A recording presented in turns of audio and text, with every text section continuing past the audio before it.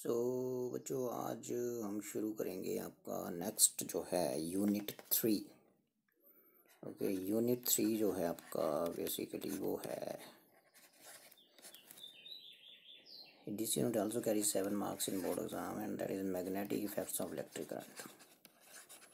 Magnetism शुरू कर रहे हैं अब हम, ठीक है। मैग्नेटिक इफेक्ट्स ऑफ करंट, ठीक है। करंट आई होता है सिंबल, आपको बताइए। Okay, so magnetic effects of current में हम बात करेंगे कि बेसिकली शुरू में हुआ क्या। बेसिकली ओरस्टेड एक्सपेरिमेंट के ऊपर थोड़ी सी बात करेंगे। ओरस्टेड एक्सपेरिमेंट, ठीक है।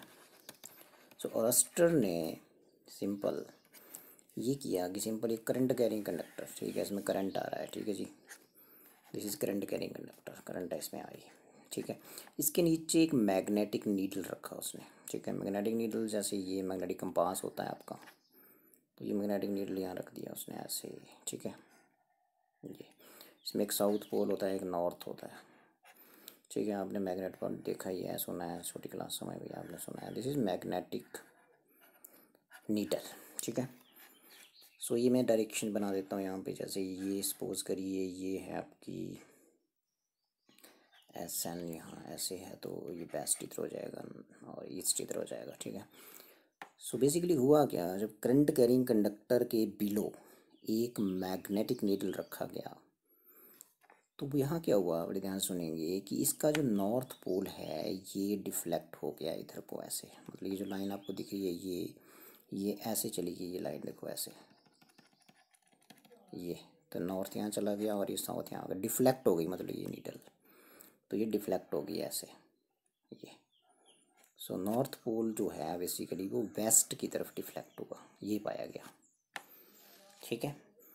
सो करंट कैरिंग कंडक्टर के बिलो जब एक मैग्नेटिक नीडल और रस्टर ने रखा तो वो मैग्नेटिक नीडल डिफ्लेक्ट हो गया, उसका जो नॉर्थ पोल है वो वेस्ट की तरफ डिफ्लेक्ट हुआ, ठीक है।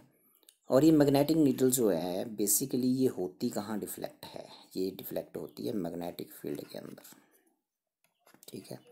जैसे एक मैग्नेट के पास इस नीडल को ले जाएं हम, तो मैग्नेट अपने चारों ओर मैग्नेटिक फील्ड प्रोड्यूस करता है, तो उस मैग्नेटिक फील्ड की वजह से ये डिफ्लेक्ट होती है। तो इसका मतलब इस करंट कैरिंग कंडक्टर ने भी वही किया जो एक मैग्नेट करता है। जैसे ये मैग्नेट है तो मैग्नेट के चारों ओर साउथ पोल है, दिस इज नॉर्थ पोल है, तो इसके सराउंडिंग में मैग्नेटिक फील्ड होती है, ठीक है।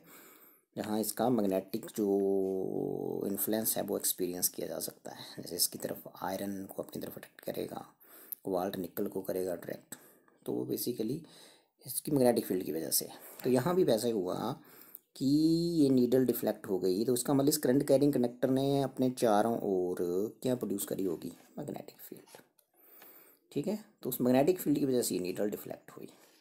तो रस्टर ने इतना ही बोला कि ये करंट कैरिंग कंडक्टर प्रोड्यूसेस, ये current carrying conductor produces magnetic field around it. Okay, so ये था रस्टर का। क्वेश्चन है कि मैग्नेटिक फील्ड को डिफाइन कैसे करेंगे, ठीक है। Magnetic field basically it is a space around a magnet और it is a space around a current carrying conductor within which its magnetic influence can be experienced, within which its magnetic influence can be experienced। so वो होगी magnetic field, ठीक है। अब question है कि source of magnetic field क्या है, source, ठीक है। सोर्स ऑफ मैग्नेटिक फील्ड, तो सोर्स ऑफ मैग्नेटिक फील्ड जैसे आपको इलेक्ट्रिक फील्ड बताया था मैंने, तो इलेक्ट्रिक फील्ड का सोर्स क्या है, स्टेशनरी चार्ज। जो इलेक्ट्रिक फील्ड है इसका सोर्स क्या है, stationary charge, charge at rest, ठीक है। और यहाँ पे आपको दिख रहा है कि चार्ज मोशन में है। इस करंट कैरिंग कंडक्टर में करंट चल रहा है, मीन्स फ्री इलेक्ट्रॉन्स मूव कर रहे हैं इसमें, फ्री इलेक्ट्रॉन्स करंट के अपोजिट चलते हैं ना। तो क्वेश्चन इज कि यदि इलेक्ट्रिक फील्ड का सोर्स स्टेशनरी चार्ज है तो फिर मैग्नेटिक फील्ड का सिंबल बी होता है, याद रखेंगे। मैग्नेटिक फील्ड जैसे इलेक्ट्रिक फील्ड इंटेंसिटी का ई सिंबल था तो मैग्नेटिक फील्ड इंटेंसिटी का सिंबल बी होगा, ठीक है। तो मैग्नेटिक फील्ड इंटेंसिटी या मैग्नेटिक फील्ड, इलेक्ट्रिक फील्ड का सोर्स यदि स्टेशनरी चार्ज था तो मैग्नेटिक फील्ड का सोर्स हुआ moving charge, moving charge in a conductor. Moving charge होता है कंडक्टर में सिंपली फ्री इलेक्ट्रॉन्स की मोशन की वजह से, ठीक है।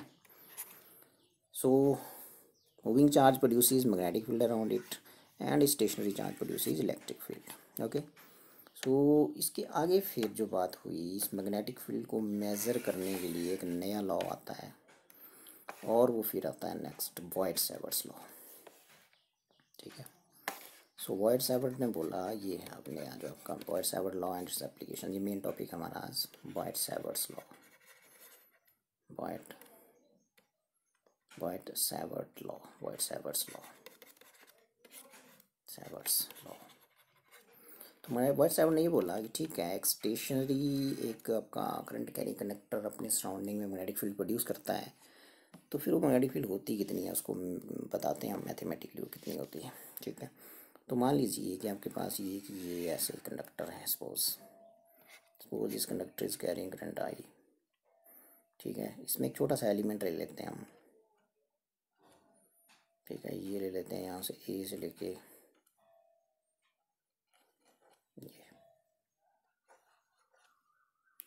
सो ये छोटा सा एक एलिमेंट हमने यहाँ पे ले लिया, इसका ए बी सी। ठीक है, सी इसका सेंटर है, और फिर यहाँ से आपने ये ले लिया कोई पॉइंट पी। ठीक है, तो ये एंगल सपोज यहाँ थीटा था, तो ये एंगल कितना बनेगा इधर को 180 माइनस थीटा। ठीक है, और ये डिस्टेंस आर है, और आर कैप यूनिट वेक्टर है सी से पी की तरफ ये, और ये करंट एलिमेंट है ए बी ये। ठीक है, जब इसमें करंट आई एंटर होगी ना, वैसे तो एलिमेंट्री लेंथ है छोटी ए बी सी कंडक्टर का एक छोटा सा हिस्सा है, छोटा सा एलिमेंट है। तो इस एलिमेंट्री लेंथ ए बी में जब ये करंट आई इसमें फ्लो करेगा, तो फिर आई इंटू इस एलिमेंट्री लेंथ को डी एल बोल देते हैं, ए से बी तक इस लेंथ का छोटा सा हिस्सा है, मान लो डी एल। तो A B basically D L है। ठीक है, और फिर यदि मैं इसमें करंट कंडक्टर में आई चल रहा है, दिस इज ए कंडक्टर, तो फिर ये जो आई इंटू डी एल होगा, आई इंटू एलिमेंट्री लेंथ का जो प्रोडक्ट होगा, इसको बोलते हैं current element. It is called current element. और करंट एलिमेंट वही रोल प्ले करेगा मैग्नेटिक फील्ड में जो चार्ज क्यू प्ले करता था इलेक्ट्रिक फील्ड में। ये आइडियल वही रोल प्ले करेगा मैग्नेटिक फील्ड में जो क्यू ने प्ले करा इलेक्ट्रिक फील्ड में। ठीक है, मतलब क्यू की वजह से इलेक्ट्रिक फील्ड होती थी, तो आइडियल की वजह से कौन सी फील्ड होगी, मैग्नेटिक फील्ड। ठीक है, अब क्वेश्चन ये है कि जैसे छोटी सी एलिमेंट्री लेंथ डी एल थी, इसमें करंट आई एंटर हो गया, तो इस करंट एलिमेंट बन गया आइडियल। तो इस करंट एलिमेंट आइडियल की वजह से, due to this current element I D L, magnetic field क्या होगी, डिस्टेंस आर पे कोई पॉइंट पी है, उस पॉइंट पी पे मैग्नेटिक फील्ड क्या होगी, ये है क्वेश्चन। ठीक है, सो इसमें अब निकालते हैं। तो वॉइट-सैवर्ट ने बोला कि जो मैग्नेटिक फील्ड होगी वो होगी आपकी magnetic field, small magnetic field होगी बिकॉज एलिमेंट स्मॉल है। सो मैग्नेटिक फील्ड जो होगी पॉइंट पी पे due to I D L, magnetic field due to current element क्या है आपका आइडियल, कौन से पॉइंट पे, एट पॉइंट पी इज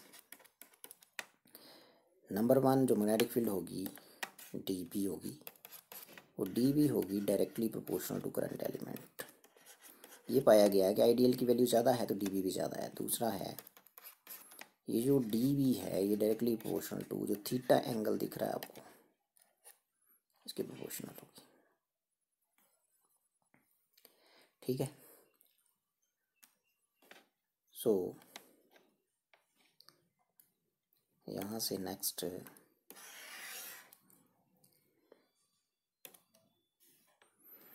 और तीसरा जो है बेसिकली ये होगी inverse square law, inversely proportional to distance के ऑब्जर्वेशन पॉइंट का उसका स्क्वायर। तो इन तीनों को कंबाइन करेंगे, combining this three, so you will get D V directly proportional to I D L sine of theta upon R square. और फिर यहाँ जो कॉन्स्टेंट प्रोपोर्शनैलिटी आएगा उसको बोलते हैं, जैसे आपके उसमें कांस्टेंट आता था 1/4 pi epsilon not electric field में, यहाँ आएगा म्यू नॉट अपॉन 4 पाई ये। ठीक है, और फिर आगे सारा ये वैसे लिख देंगे आइडियल साइन थीटा बटे आर स्क्वायर ये। ठीक है, ये आएगा। सो ये फैक्ट्स हैं आपके जो बताए गए। ये यहाँ पे जो बेसिकली है, ये एंगल आपने आगे वाला लेना है, ये जैसे करंट इधर को जा रहा है ना, ये तो ये वाला एंगल लेना 180 माइनस थीटा, है ना। तो यदि मैं साइन थीटा और sine 180 minus theta one and same thing, ठीक है। सो ये आ गया। सो नेक्स्ट जो है आपका बेसिकली ये है बॉयड-सैवर्स लॉ कि magnetic field due to current element at distance R इतना होता है, ठीक है। और म्यू नॉट 4 पाई जो होता है, इसकी जो वैल्यू होती है, ये आप ध्यान रखेंगे, ये जो कांस्टेंट यहाँ इंट्रोड्यूस हुआ 1.4 पाई एप्सिलॉन नॉट की बात नहीं करेंगे आप, म्यू नॉट 4 पाई। इस mu naught is called absolute, जैसे एप्सिलॉन नॉट था वहाँ, absolute permeability, absolute permeability of vacuum, vacuum हो रहा है काम, ठीक है। और फ्री स्पेस, वैक्यूम को फ्री स्पेस भी बोलते हैं। Absolute permittivity of, sorry absolute permeability of vacuum, absolute permeability of vacuum और फ्री स्पेस, ओके। सो ये म्यू नॉट 4 पाई जो है, इसकी जो वैल्यू है वो आती है सॉल्व करके, इस पूरे फैक्टर की जो वैल्यू है वो आती है 10⁻⁻⁷। और इसका जो यूनिट है वो क्या आएगा यहाँ से, मैग्नेटिक फील्ड का यूनिट अभी फिलहाल याद रखेंगे, इसका टेस्ला होता है एसआई सिस्टम में, टेस्ला, ठीक है। और गॉज होता है सीजीएस में, साइंटिस्ट के नाम पे है ये, ठीक है ना। और 1 टेस्ला जो होता है वो 10⁴ गॉज होता है, याद रखेंगे अभी फिलहाल, ठीक है। सो यदि डीवी का यूनिट टेस्ला है तो इसका क्या होगा, टेस्ला मीटर स्क्वायर। ये देखो ना, यहाँ से मीटर 4 पाई निकाल लो, तो ये टेस्ला मीटर स्क्वायर इधर चला गया, तो ये कितना बन जाएगा देखो वाला। तो ये बन जाएगा आपके पास, डीवी हो गया टेस्ला, ये बन गया आपका, ये मीटर 4 पाई हो गया यहाँ पे, और आगे आपका बन गया आई का एम्पियर होता है, मीटर टीएल का मीटर हो गया, मीटर स्क्वायर हो गया नीचे। सो ये तो यहाँ से इसकी वैल्यू निकाल लो, तो ये बन जाएगी आपके पास टेस्ला मीटर, और ये एम्पियर जाएगा पर एक -1 हो जाएगा, तो बन गया टेस्ला मीटर पर एम्पियर, ये हो गया, ठीक है। तो ये नोट होंगे आपके म्यू नॉट 4 पाई की वैल्यू है बेसिकली ये होती है, बताया मैंने आपको, ठीक है। तो यदि इसकी वैल्यू ये है तो फिर अब इसको ऐसे भी याद रख सकते हैं कि सिंपल कि ये देखिए आपकी म्यू नॉट 4 पाई हो जाएगा यहाँ से 10⁻⁻⁷, एटम याद रख लीजिए ATM, ठीक है। लेकिन एम्पियर की पावर -1 है, पर एम्पियर टेस्ला मीटर, ये होती है इसकी वैल्यू म्यू नॉट 4 पाई की। जैसे आपने इलेक्ट्रोस्टैट में पढ़ा कि 1.4 पाई एप्सिलॉन नॉट की वैल्यू क्या होती थी, 9×10⁹, और न्यूटन मीटर स्क्वायर पर कूलम स्क्वायर ऐसे यूनिट होते थे। तो ये मैग्नेटिज्म में याद रख लीजिए आप, ठीक है। ये आपकी क्या थी, एप्सिलॉन नॉट क्या था, this was absolute permittivity of vacuum, absolute permittivity of vacuum, this is absolute permittivity of vacuum and this is absolute permeability of vacuum, it is a constant basically। So ये है, ठीक है। तो ये था आपका बॉयड-सैवर्स लॉ, इसको vector form में कैसे लिखते हैं वो भी देख लेते हैं।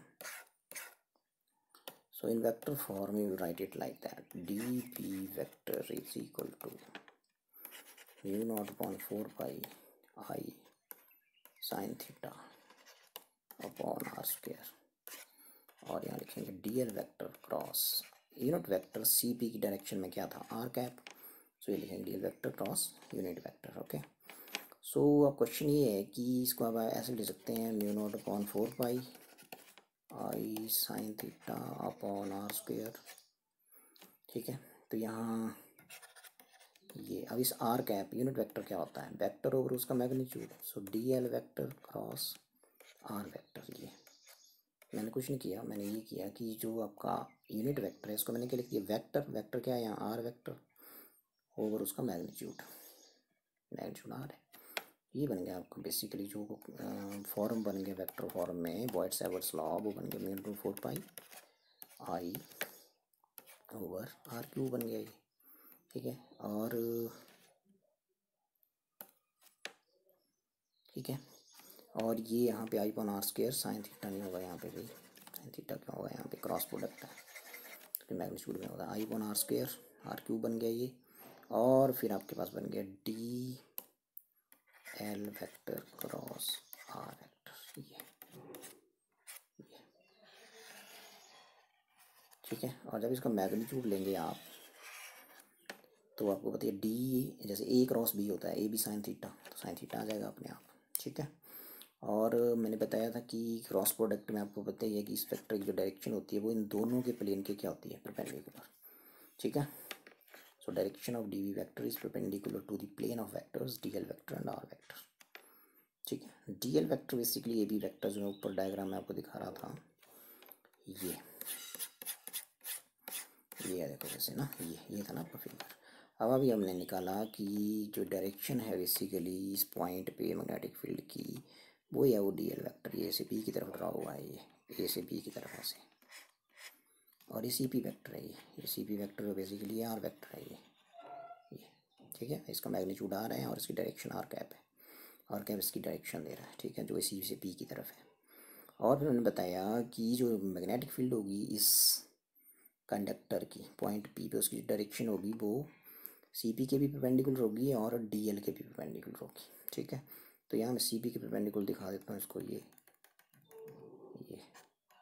बेसिकली दोनों के परपेंडिकुलर है, तो ये है डी वी वेक्टर आपका, ठीक है। सो ये था आपका बॉयड-सैवर्ट्स लॉ। तो इसका जैसे यदि मैं इसका स्पेशल केस आपको बताऊँ तो स्पेशल केस में देखो क्या होगा। स्पेशल केस में यहाँ पे मैं यदि मान लो जो पॉइंट था आपका, ये वाला पॉइंट, ये ऊपर डायग्राम में जो पॉइंट था, ये वाला पॉइंट जो है ये कंडक्टर पे आ गया सपोज, तो थीटा जीरो हो जाएगा। तो यदि थीटा जीरो है बेसिकली, तो थीटा यदि जीरो है तो इसमें जो एंगल है ये थोड़ा सा मैं यहाँ पे आपको थोड़ा सा मैं ऐसे बता रहा था कि अगले वाला एंगल लेना होता है ना, तो इस एंगल को ऐसे करते हैं कि इस एंगल को ले लेते हैं हम, ऐसे था नहीं, और इस एंगल को ले लेते हैं हम थीटा, ठीक है। ये बोल रहा हूँ मैं, ये थी ना लाइन आपकी ऐसे, ये एंगल जो है ये लेना आपने थीटा, और ये लेना 180 माइनस थीटा। फिर जो मैंने डायग्राम में यहाँ पे बात करी वो ये वाला एंगल जो है ना, ये दिख रहा है आपको, ये साइन थीटा। तो बेसिकली जो एंगल है साइन थीटा, जो साइन थीटा यहाँ दिख रहा है, तो ये अगले वाला लेना है, ये वाला, ठीक है। तो यदि ये थीटा है तो फिर इधर को कितना बचा, बिकॉज ये लाइन है पूरी, तो लाइन के ऊपर टोटल जो एंगल है ये एंगल कितना होता है आपका, स्ट्रेट एंगल होता है 180 डिग्री। तो यदि मैंने थीटा ये ले लिया तो 180 माइनस थीटा होगा। सो आगे की तरफ जो करंट ऐसे जा रहा है ना, ये सेंटर ऑफ द एलिमेंट है, सेंटर ऑफ एलिमेंट से आगे की तरफ को जो एंगल है वो लेते हैं यहाँ पे, ये ठीक है। एक करेक्शन थी थोड़ी सी, इसको ध्यान रखेंगे। और फिर मैं बता रहा था कि यदि ये पॉइंट पी कंडक्टर पे आ गया ना तो थीटा जीरो हो जाएगा। जब थीटा जीरो हो जाएगा तो यहाँ थीटा जीरो सब्स्टिट्यूट करिए, तो साइन जीरो जीरो हो गया, तो डी वी जीरो हो जाएगा। सो यदि कंडक्टर में स्पेशल केसेस का यही है कि यदि स्पेशल केस ये बन गया इसका कि if point P lies on conductor, conductor के ऊपर पड़ गया, मतलब point P lies on a conductor, then theta कितना हो गया, zero degree, therefore D B क्या आ जाएगा, पर जीरो पुट कर दीजिए, साइन थीटा की जगह लगा दे जीरो। सो कोई भी कंडक्टर अपने ऊपर नहीं फील्ड कैरी करता, उसके सराउंडिंग में होती है। So no conductor carries magnetic field on itself, ये रखें ध्यान, no conductor carries magnetic field on itself, याद रखना है, ठीक है। जैसे ही कंडक्टर है इसमें करंट आई है तो इसकी अपने ऊपर फील्ड नहीं होगी, इसके सराउंडिंग में होगी, सराउंडिंग में होगी, सराउंडिंग में, समझे। सो ये था आपका बॉयड-सैवर्ट्स लॉ। सो बॉयड-सैवर्ट्स लॉ करने के बाद अब हम आगे की तरफ बढ़ते हैं, और नेक्स्ट जो है इसकी एप्लीकेशन पार्ट है। और जो एप्लीकेशन पार्ट है उसको करने से पहले थोड़ा सा मैं आपको बॉयड-सैवर्ट की यहाँ मैं PDF दिखा देता हूँ आपको इसकी। सो ये है आपकी PDF इसकी, जो आपने नोट्स में लिख लेनी है, ठीक है। ये बताना था मैं आपको, ये बोल रहा था मैं कि अगले वाला एंगल थीटा है और इधर वाला 180 माइनस थीटा है, ठीक है। सो ये मैंने बता दिया कि जो मैग्नेटिक फील्ड होती है due to this current element I D L point P पे, ठीक है, वो ये होती है। और फिर वेक्टर फॉर्म में आपने यहाँ थोड़ी सी गलती की है, इस गलती का ध्यान रखेंगे। एक गलती क्या है, रखेंगे ध्यान देना, ये जो गलती है इसको ठीक कर लेंगे। यहाँ ये साइन थीटा नहीं होगा यहाँ पे, ठीक है, ये ठीक करें, यहाँ साइन थीटा नहीं होगा, यहाँ पे भी काट दें इसको आप, तो साइन थीटा यहाँ नहीं होगा, ठीक है, बाकी ठीक है सारा, क्योंकि क्रॉस प्रोडक्ट के अंदर ही आ गया ना साइन थीटा, क्रॉस प्रोडक्ट के दो वेक्टर्स का मैग्नीट्यूड में आ जाता है साइन थीटा, ठीक है। बाकी मैंने बताया कि भाई यदि कनेक्टर पे चला गया थीटा जीरो हो जाएगा और मैग्नेटिक फील्ड फिर जीरो हो जाएगी, ठीक है। और फिर मैंने आपको म्यू नॉट का यूनिट भी बताया, म्यू नॉट या म्यू नॉट अपॉन 4 पाई तो कॉन्स्टेंट, म्यू नॉट का यूनिट यहाँ गलत लिखा है, जो मैंने बताया वो नोट कर लें आप, ये गलत है। ये मैंने बताया था आपको एटम ATM, और ए की पावर मैंने बताई थी -1, ये बताया था ना, ए की पावर क्या बताई थी, -1, ये एटम याद रखना है इसको। और यहाँ एम्पियर टेस्ला मीटर है, एक्चुअली पर ampere Tesla metre, okay. So ये था, ये 1 है ये। सो अब जो नेक्स्ट है आपका वो है कि मैग्नेटिक फील्ड निकालेंगे, मैग्नेटिक फील्ड निकालेंगे हम।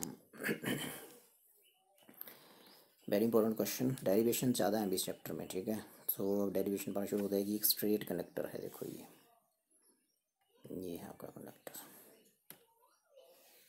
ठीक है, ये कंडक्टर है यदि आपका, तो फिर ले लीजिए यहाँ पे इसको बना दीजिए, ये है आपका कंडक्टर, ये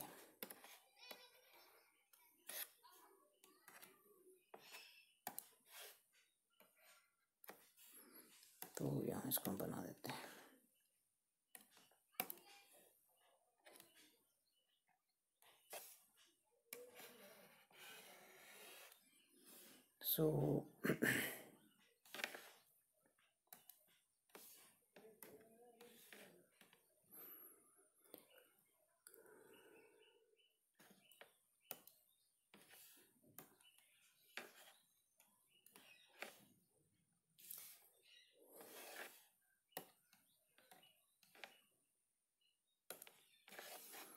सो ये है आपका वो कंडक्टर, ये ले लेते हैं ऐसे, और थोड़ी सी इसकी ये आ गया आपका, ठीक है। तो अब ध्यान से सुनिए इसमें क्या क्या हो रहा है। बेसिकली एक स्ट्रेट कंडक्टर है ये, XY,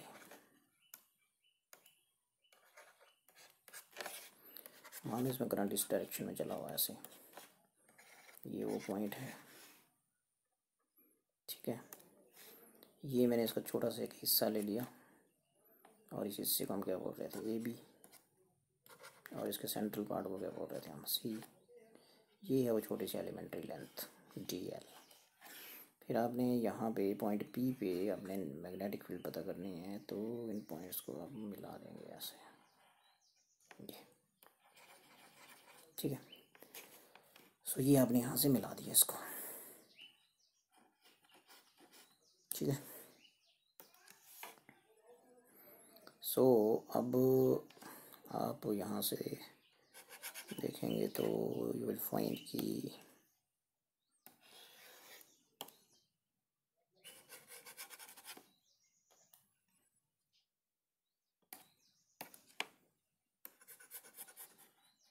ये आपका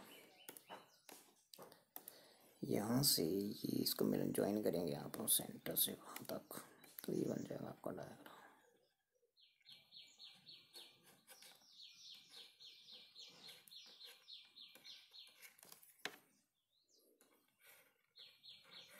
ये ठीक है।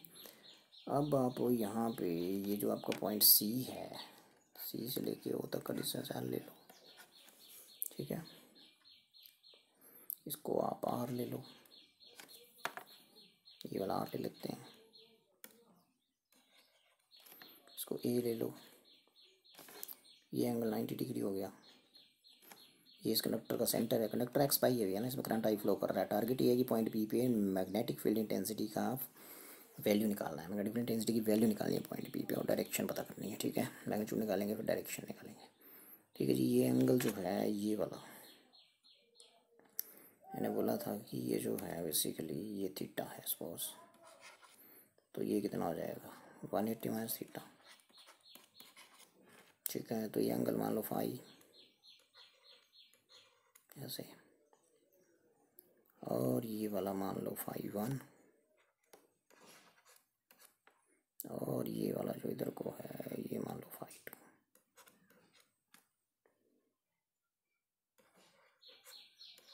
ठीक है जी, तो ये बन गया आपका फिगर। करंट आई फ्लो कर रहा है कंडक्टर में, ठीक है। तो question is expression for magnetic field intensity due to a straight current carrying conductor at a point which is at कितनी distance, a distance from the centre of the conductor, ये है। सो मैग्नेटिक फील्ड इंटेंसिटी निकालना है आपने, B vector निकालना है, मतलब at P due to current carrying conductor X, straight arrow to current carrying straight conductor X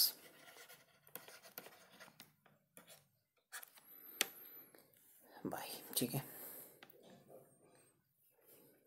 ये है आपका आर्टिकल, ठीक है।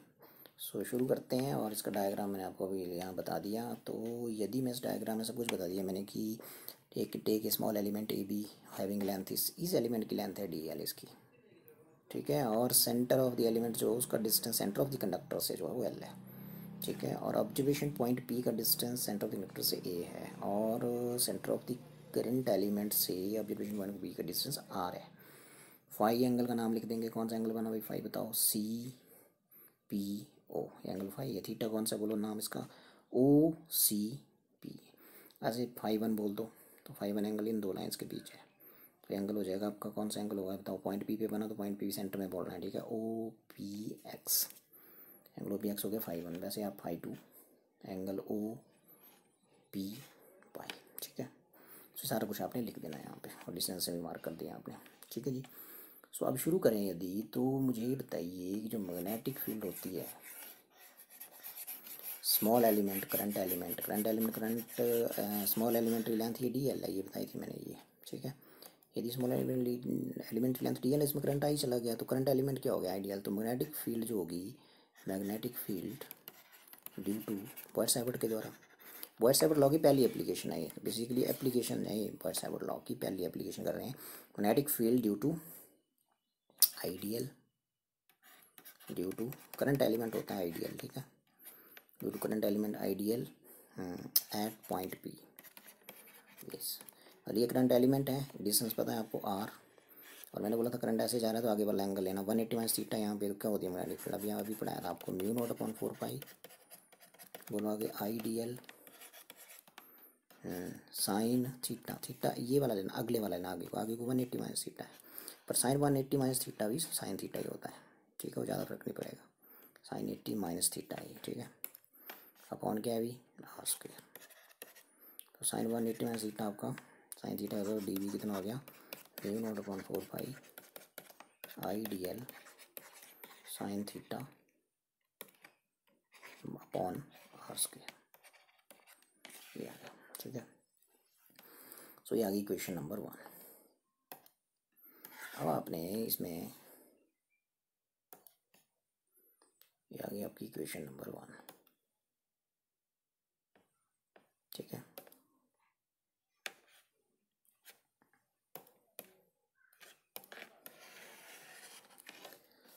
सो इसको 1 बोल देते हैं। अब इस फिगर में जाना आपने, और ध्यान सुनेंगे, अब आपने डी एल की वैल्यू निकालनी, ठीक है, आपने आर की वैल्यू निकालनी है, और आपने थीटा की वैल्यू निकालनी है, 3 चीज़ें हैं आप। और उसमें आपने एक ट्रायंगल बन रही है यहाँ पे, right angle C O P, इस पर अपने अटैक करना है angle C O P, in triangle C O P. आप बताइए मेरे को क्या क्या होगा इसमें, ठीक है। इसमें जाके आपने इन तीनों की वैल्यूज़ यहाँ पुट कर देनी है, ठीक है। सो अभी जो मैं आपको बता रहा था कि जो करंट एलिमेंट है आई डी एल, इसके बारे में बात करें तो ideal means what is current, define it, it is the product of current I and small elementary length dl। तो करंट इसका यूनिट पूछ ले कोई आपसे, तो करंट का एम्पियर हो गया और डीएल का मीटर हो गया, तो एम्पियर मीटर यूनिट होता है करंट एलिमेंट का, ठीक है। एक तो ये बात याद रखिए। उसके बाद है कि इस ट्रायंगल सी ओ पी में यदि मैं चला गया तो मुझे ये बताइए कि इस ट्रायंगल में COP में जो आपका, हाँ ये वो ट्रायंगल, ये देखिए इधर, ये P पॉइंट है, तो ये हो COP C, जैसे COP, ये राइट एंगल ट्रायंगल, देखो जहाँ कर्सर चल रहा है इस ट्रायंगल पे जाना है। और इस ट्रायंगल में आपने पहले तो बताना कि आपका tan फाई कितना होगा। ये बेस बन जाएगा, तो फाई एंगल इधर है ना, ये बन जाएगा बेस, ये बन जाएगा परपेंडिकुलर, और ये बन जाएगा हाइपोटेन्यूज। तो tan फाई बताना आपने कितना होगा, ठीक है। उसमें फिर उसके बाद secant फाई बताना कितना होगा, ठीक है।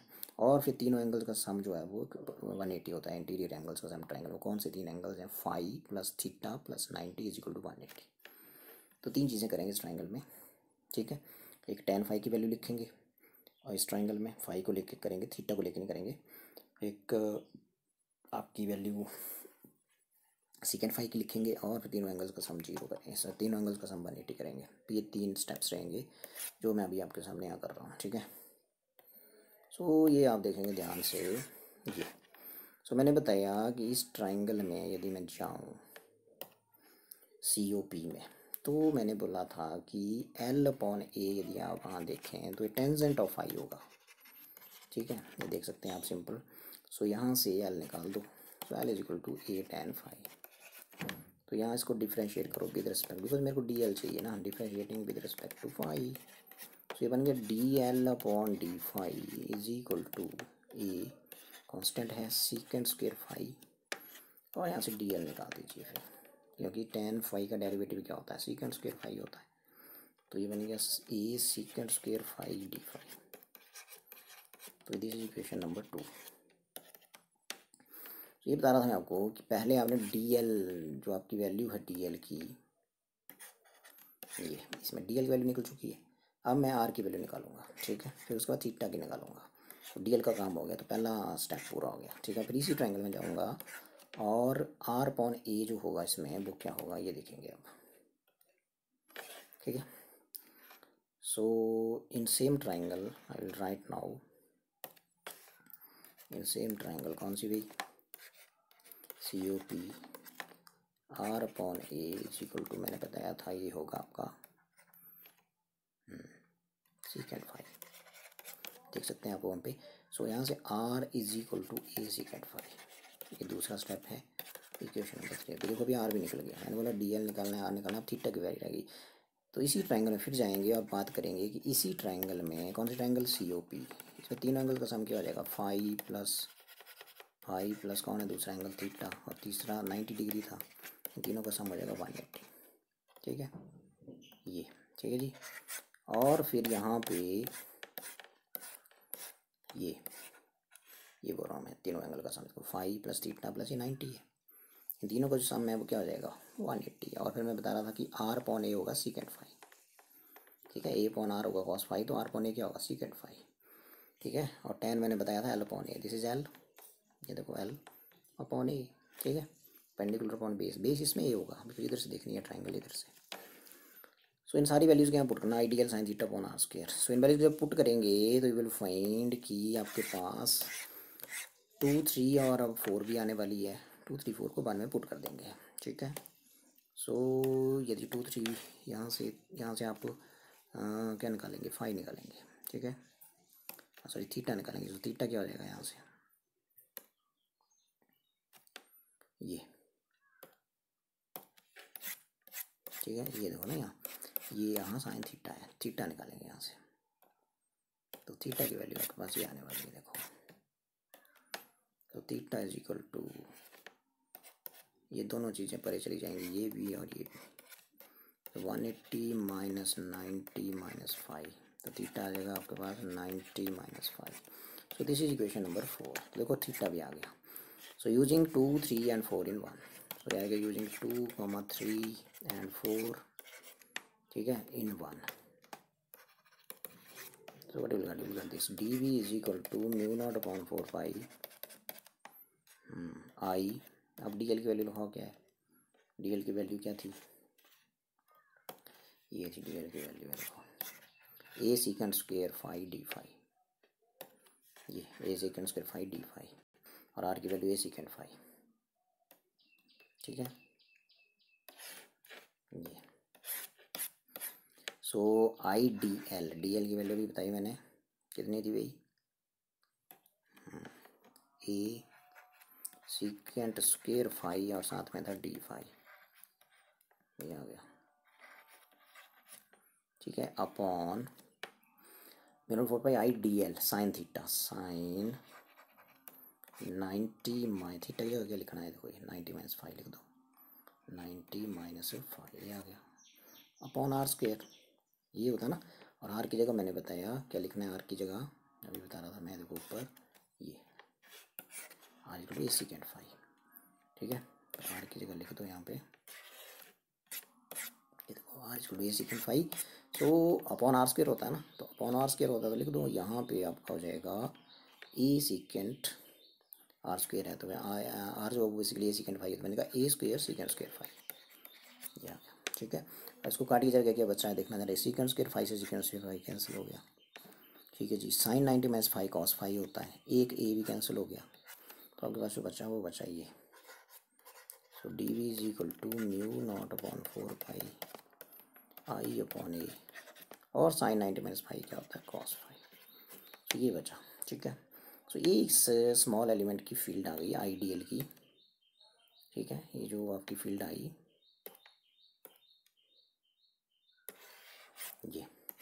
ये आपकी फील्ड अभी निकाली हमने, I upon A cos phi mu not upon 4 pi, इस छोटे से एलिमेंट की आई ए बी की। अब ऐसे छोटे छोटे एलिमेंट वो सारे हैं इस कंडक्टर में, ये फाइनाइट लेंथ का कंडक्टर है जो एक्स से शुरू होकर बाई तक जा रहा है, वैसे छोटे छोटे एलिमेंट और हैं। तो यदि मैंने टोटल फील्ड निकाली, इस एलिमेंट की मैं निकाल चुका हूँ, that is mu not upon 4 pi I upon A cos phi. यदि मेरे को पूरे कंडक्टर की निकालनी है then I have to integrate it, integrate करना है मेरे को, तो इनिशियल एंगल बन जाएगा फाई 1 और अपर एंगल जो ऊपर वाला लिमिट बन जाएगा वो फाई 2 बन जाएगा, क्योंकि इस एंड ने एंगल बनाया सेंटर वाली लाइन से फाई 1 और दूसरे की तरफ को बनाया दूसरे एंड ने फाई 2, ये फाई 2, ये वाला एंगल जो है यहाँ से लेके यहाँ तक, ठीक है। सो लोअर लिमिट बन जाएगा फाई 1 और अपर बन जाएगा फाई 2, और ये एंगल एंटी क्लॉकवाइज डायरेक्शन में तो उसको नेगेटिव लेना है आपने। तो टोटल फील्ड निकालते हैं अब। सो ये है जी, देखो जी टोटल फील्ड आपकी आ रही है यहाँ से, ये आ रही है total field, therefore total magnetic field due to whole conductor, due to whole में सारा conductor, W H value whole conductor, और कंडक्टर कौन सा, एक्स वाई, कौन से पॉइंट पे, एट पी, पी पॉइंट पे इज कितनी होगी, इसी इक्वेशन को आपने क्या करना है, ये जो इक्वेशन लिखी गई है आपने इसको, इसी इक्वेशन को आपने इंटीग्रेट कर देना है, ठीक है। तो एलिमेंट्स की फील्ड ऐड हो जाएगी, तो ये इंटीग्रेशन करते जाइए आप, T V is equal to mu not upon 4 pi I upon A, और ये इंटीग्रेशन में कांस्टेंट बार ले लिया मैंने, और ये कॉस फाई है, और मैंने बताया कि एंगल फाई 1 है लोअर लिमिट, और एक्स एंड ने एंगल फाई 1 ही बनाया था ना, वो फिगर में दिखा रहा था अभी, और एंगल एंटी क्लॉकवाइज उसको नेगेटिव ले लो, कन्वेंशन है, ठीक है। तो ये टोटल फील्ड, ये इंटीग्रेशन बी आ जाएगा, total field is equal to mu not upon 4 pi I upon A, और कॉस फाई की इंटीग्रेशन क्या होती है, साइन का डेरिवेटिव कॉस फाई की इंटीग्रेशन साइन फाई, और लिमिट चले जाएंगे लास्ट में माइनस फाई 1 और अपर लिमिट इज़ फाई 2, ठीक है जी। और फिर यदि मैं आगे बढ़ूँ तो आपके पास ये आ जाएगा, देखो ये, so this is the answer now, you will get v is equal to mu naught upon 4 pi, हाँ जी, आई अपॉन ए साइन फाई 2 माइनस साइन, और नीचे वाला एंगल क्या है, माइनस फाई 1, ये आ गया, ठीक है, ये आ गया आपके पास, ठीक है। और साइन ऑफ माइनस थीटा क्या होता है, माइनस साइन थीटा, और ये माइनस माइनस इंटू प्लस हो जाएगा, ठीक है। साइन ऑफ माइनस थीटा क्या होता है, माइनस साइन, तो माइनस इंटू माइनस प्लस हो जाएगा, sine of minus theta is minus sine theta, तो minus into minus plus, so you will get this, B is equal to, this is the formula जो याद रखना है आपने। ये होगी एक स्ट्रेट करंट कैरिंग कंडक्टर में यदि करंट आई है, तो डिस्टेंस ए पे कोई पॉइंट है, तो उस पॉइंट के ऊपर मैग्नेटिक फील्ड का जो फॉर्मूला होता है, मैग्नेटिक फील्ड इंटेंसिटी का जो एक्सप्रेशन फॉर्मूला हमने भी ड्राइव किया, वो हो जाएगा sine phi 2 plus sine phi 1, तो ये नहीं आपने बोलना है, ठीक है। और इसका स्पेशल केस बिल्कुल याद रखेंगे, इसको स्पेशल केस इसका ये है कि यदि आपके कंडक्टर का लेंथ बहुत ज़्यादा है, ठीक है। If for infinite length conductor, और इनफाइनाइट लेंथ कंडक्टर मतलब आपका ऐसे था ना वो कंडक्टर ऐसे, ठीक है, और यहाँ से शुरू हो रहा था और यहाँ ख़त्म हो रहा था, एक्स था यहाँ और यहाँ क्या था, वाई था, ऐसे लिया था मैंने। इसकी लेंथ बहुत ज़्यादा है, मतलब एंड्स मिलेंगे नहीं, ये जो पॉइंट्स एक्स वाई हैं मिलेंगे ही नहीं। तो फिर ये जो पॉइंट पी से ये लाइनें ज्वाइन हो रही थी इधर को ऐसे ऐसे, ये लाइनें भी फिर, क्योंकि पॉइंट एग्जिस्ट नहीं करेगा, ये तो इन्फिनिटी पे है, ये भी इन्फिनिटी पे है, तो फिर ये लाइनें क्या हो जाएंगी, ये वाली लाइन जो है ये बिल्कुल ऐसे हो जाएगी, ऐसे ढूंढती रहेगी इसको, ये मिलेगी नहीं, और ये वाली लाइन भी ऐसे हो जाएगी, इसको ढूंढती रहेगी, तो ये ऐसे हो जाएगी, ठीक है। और फिर ये बीच वाली लाइन ऐसी थी, ठीक है, और ये एंगल जो था ये फाई 1 था और ये एंगल फाई 2 था, तो फाई 1 क्या हो जाएगा यहाँ 90 हो जाएगा, इनफाइनाइट लेंथ का कंडक्टर होगा तो फाई 1 90 हो जाएगा, फाई 2 भी क्या हो जाएगा 90, पुट करो ऊपर, देयरफॉर इसको बोल दो इक्वेशन नंबर 5, ठीक है। तो देयरफॉर इक्वेशन 5 बिकम्स, या फ्रॉम 5, हाँ तो वहाँ पे आपने कुछ नहीं करना है, 5 1 फाई 2 को 90 बताना है, तो ये फार्मूला आपका आने वाला है फिर क्या, B is equal to mu not upon 4 pi, हाँ आई अपॉन ए, आगे sine phi 2 sine 90 plus sine phi 1 sine 90, ठीक है जी। तो साइन 91 होता है, सो साइन 91 हो गया यदि, सो 1 + 1 2 हो गया ये, तो आपके पास बी जो है बेसिकली वही आ जाएगा, तो B is equal to mu not upon 4 pi, ठीक है, आई अपॉन ए, 1 + 1 2, इसको 2 को यहाँ लिख दीजिए, तो ये नहीं बोलना है, इनफाइनाइट लेंथ का कंडक्टर है तो डिस्टेंस ए पे जो मैग्नेटिक फील्ड होती है वही होती है, ठीक है। अगला आता है इसकी डायरेक्शन कैसे दी जाती है, बड़ी ध्यान से सुनेंगे, इसकी डायरेक्शन दी जाएगी राइट हैंड रूल से, राइट हैंड थंब रूल से, राइट हैंड थंब रूल से इसकी डायरेक्शन दी जाती है, ठीक है। थोड़ा सीखेंगे इसको कैसे दी जाती है। तो आपका जो कंडक्टर था बेसिकली वो ऐसे था, ऐसे था, इधर से इधर को जा रहा था करंट, ठीक है, ऐसे करंट जा रहा था, ठीक है। तो आपने कंडक्टर को राइट हैंड से देना, इसकी डायरेक्शन मैग्नेटिक फील्ड की क्या होती है, आपने कंडक्टर को राइट हैंड में होल्ड कर देना और थंब को आपने इस दिशा में करना, ठीक है, जिस तरफ करंट जा रहा है, ठीक है। और फिर आउटस्ट्रेच्ड थंब ने यदि डायरेक्शन करंट की दी, ठीक है, तो सीधा हाथ रख के, अंगूठे को थोड़ा फैला के हाथ सीधा रखना है, ठीक है। कंडक्टर आपने हाथ में पकड़ लो मान लो, और जिस तरफ आपका करंट है उस तरफ थंब को कर दो, ठीक है। तो फिर जो फिंगर्स का कर्लिंग, फिर आपने फिंगर्स को मोड़ना है, जिस तरफ फिंगर्स मुड़ेंगी वो मैग्नेटिक लाइंस की डायरेक्शन होगी, ठीक है, और वो सर्कल्स होंगे, ठीक है।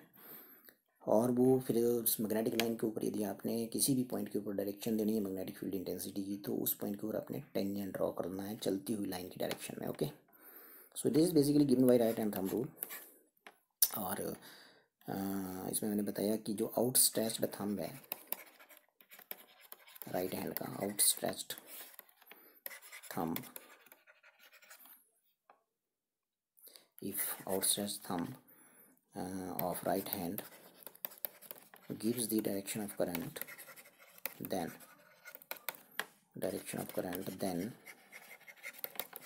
कर्लिंग, फिंगर्स का मोड़ना, कर्लिंग या टर्निंग एक ही बात है, कर्ल होता है मोड़ना, कर्लिंग ऑफ फिंगर्स, फिंगर्स को मोड़ो, curling of fingers will give the direction of magnetic lines,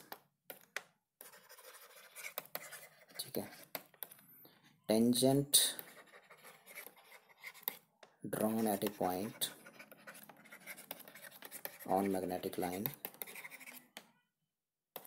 tangent drawn at a point on magnetic line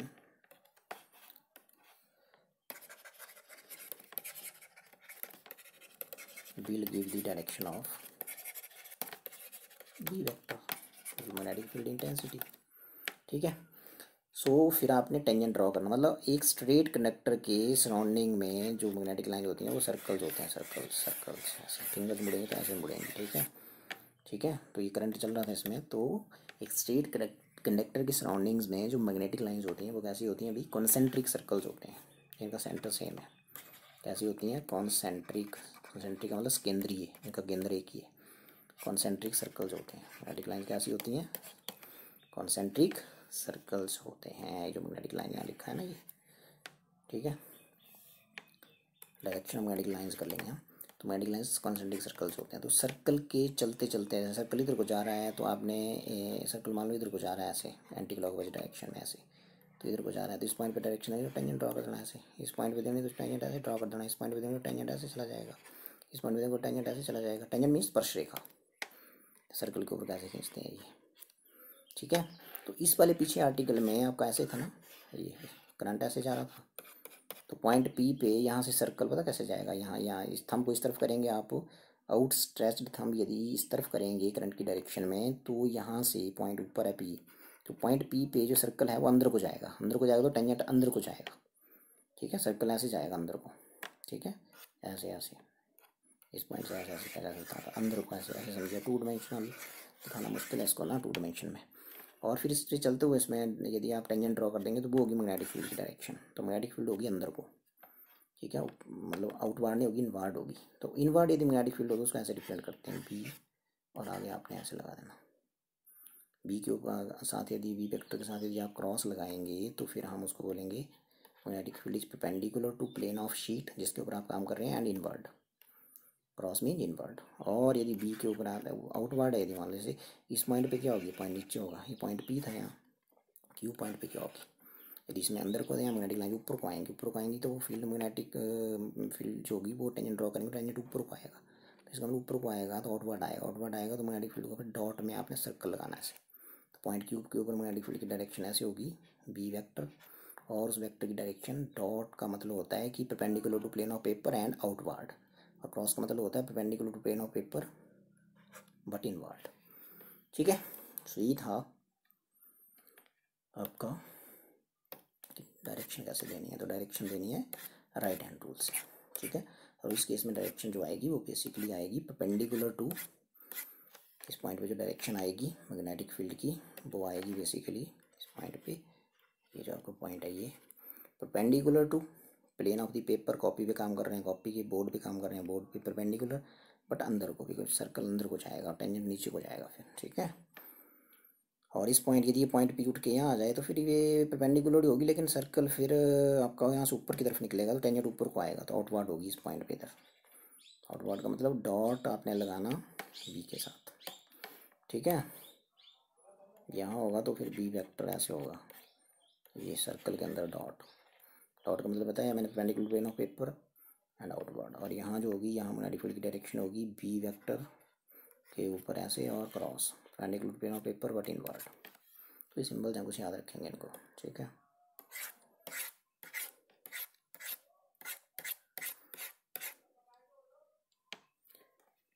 उसके बाद है फिर कि आपका जो यदि ये स्ट्रेट कनेक्टर था तो फिर मैंने इसको देखो ऐसे कर दिया, ऐसे इसको एक सर्कल में ढाल दिया मैंने, ऐसे ऐसे ऐसे बना दिया लो, और इसमें करंट आई ऐसे जा रहा है, ठीक है। अब ये यहाँ पे देखो ये अब ए छोटा सा एलिमेंट ले लो, और करंट ये सेंटर इसका सी ले लो, ठीक है, और ये एक सर्कल ही बन गया अब ये, ठीक है। और ये डिस्टेंस ए ले लो, और ये इसका सेंटर पी ले लो, ठीक है, और ये करंट फिर यहाँ से ऐसे आ जाएगा।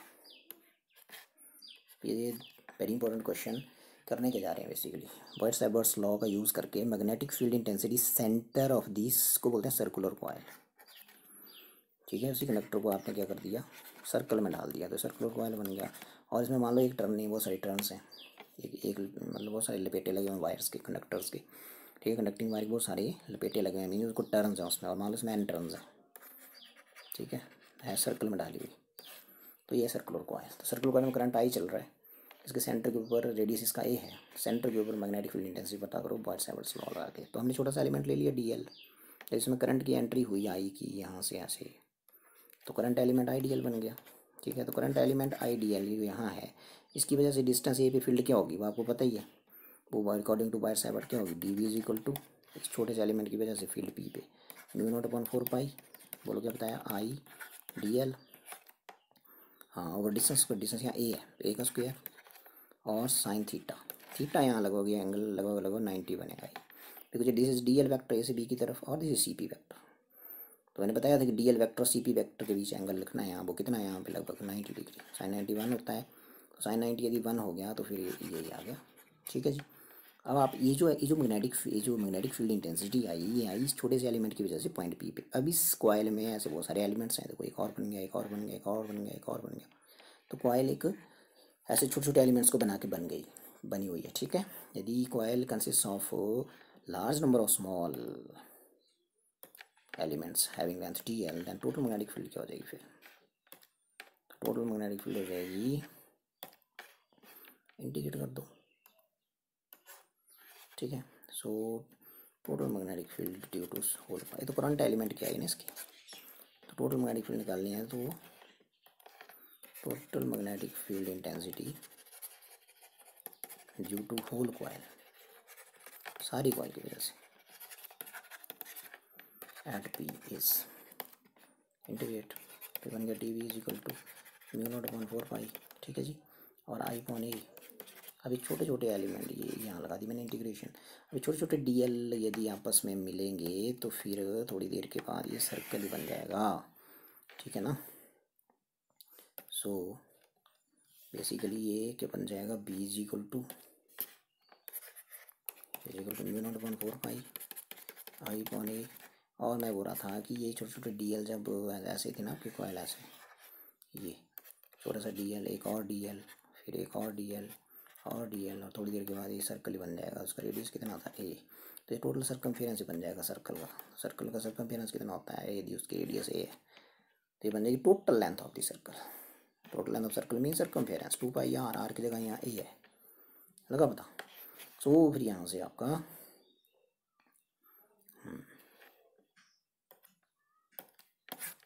एक और चीज़, यहाँ A² था,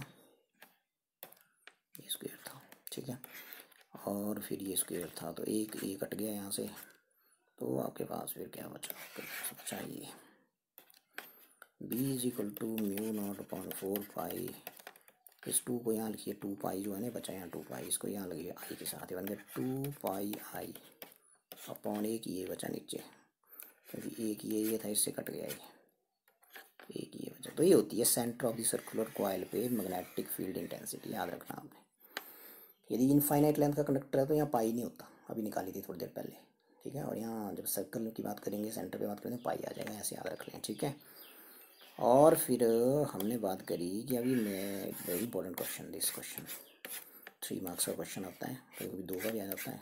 centre of the circular coil पे मैग्नेटिक फील्ड इंटेंसिटी निकालो यदि कॉइल में करंट I फ्लो कर रहा है, रेडियस A है, ठीक है। तो मैग्नीट्यूड हमने निकाल दिया, अब इसकी डायरेक्शन पता करेंगे। तो डायरेक्शन देने के लिए फिर वही राइट हैंड रूल, ठीक है, डायरेक्शन B वेक्टर की देनी है तो राइट हैंड रूल से देंगे। तो इसमें बिल्कुल सिंपल है, देखो जैसे मान लो आपकी ये कॉइल है, ऐसे थी ये, तो ऐसे करंट जा रहा था, ऐसे, ठीक है। सेंटर पे फील्ड पता करनी थी, ये P पॉइंट पे, तो करंट की डायरेक्शन में फिंगर्स को कर देना अपने राइट हैंड की, ठीक है। स्ट्रेच, आपने थंब को स्ट्रेच ही रखना, स्ट्रेच का मतलब फिंगरों के साथ बिल्कुल पैरेलल नहीं रखना, आपने उसको जितना फैला सकते हो फैला देना, ठीक है। तो करंट का जो करंट चल रहा है कॉइल में, फिंगर्स उस डायरेक्शन में मुड़ेंगी आपकी राइट हैंड की जिस तरफ करंट चल रहा है, ठीक है। फिर आपने थंब देख लेना पॉइंट P पे कि ऊपर जा रहा है कि नीचे को जा रहा है, क्योंकि डायरेक्शन जो होगी मैग्नेटिक फील्ड की वो इसके प्लेन के परपेंडिकुलर होगी। परपेंडिकुलर 2 हो सकते हैं, तो ऊपर को हो सकता है और नीचे को भी हो सकता है, ठीक है। तो यदि मैं राइट हैंड इमेजिन करूँ यहाँ पे और फिंगर्स को मैं करंट की डायरेक्शन में मोड़ूँ, कर्ल करूँ, तो फिर मेरा थंब मेरे को लग रहा है ऊपर को जाएगा। तो magnetic field intensity point P पे क्या होगी, perpendicular to plane of paper and outward, और आउटवर्ड मैंने बताया कि डॉट से रिप्रेजेंट होगी, ठीक है। आउटवर्ड क्या बताया था अभी, आउटवर्ड होगी तो डॉट से रिप्रेजेंट होगी, ठीक है जी। तो बोलने का मतलब कि इस पॉइंट P पे मैग्नेटिक फील्ड की डायरेक्शन क्या होगी, राइट हैंड रूल से दी जाएगी। और राइट हैंड रूल क्या बोलता है कि if fingers of right hand turn in the direction of current, then outstretched thumb will give the direction of magnetic field intensity at the center, और magnetic field intensity आएगी perpendicular to plane of coil and outward। और outward मैंने बताया कि circle के अंदर dot लगाना है, ठीक है। सो इसमें ये है रूल की वो इफ़ कर्लिंग होता है मुड़ना, curling of fingers of right hand gives the direction of current, then outstretched thumb